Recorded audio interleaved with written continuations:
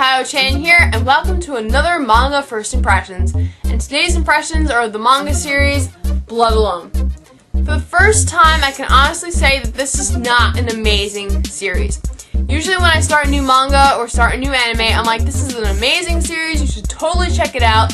Not so much with this one. Actually, I'm kind of hesitant to say that because I was kind of let down by the story so far.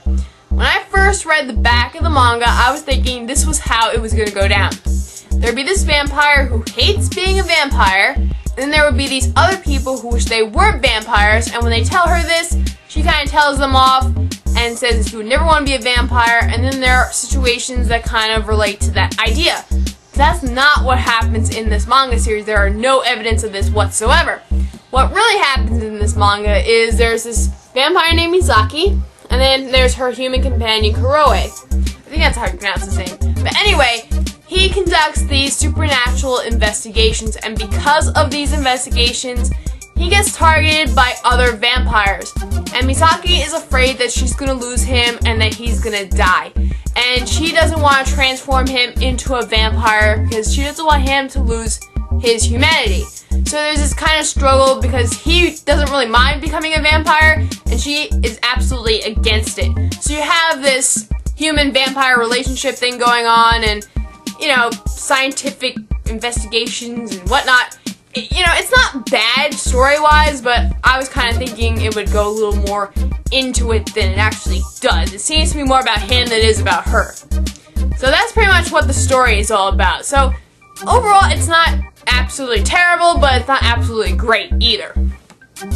Some other downsides of this manga is the absolute size of it. It's huge. It's absolutely huge.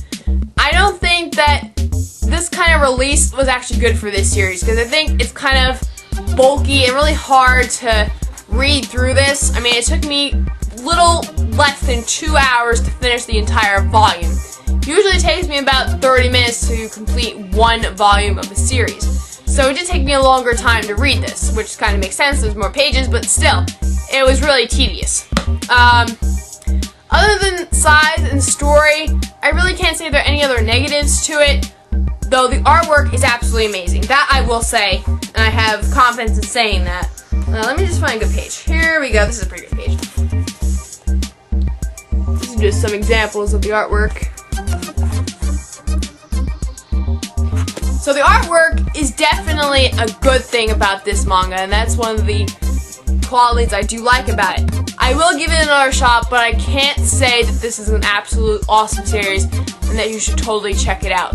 I say that it's a decent series and it's worth checking out, but it's definitely not worth $16. So do not pay full retail price unless you absolutely love this series. So that's pretty much my first impressions of Blood Alone. Hope you guys enjoyed this, and let me know if you checked it out. Let me know what you thought of it. So that's it for me today. I will see you guys later. Bye!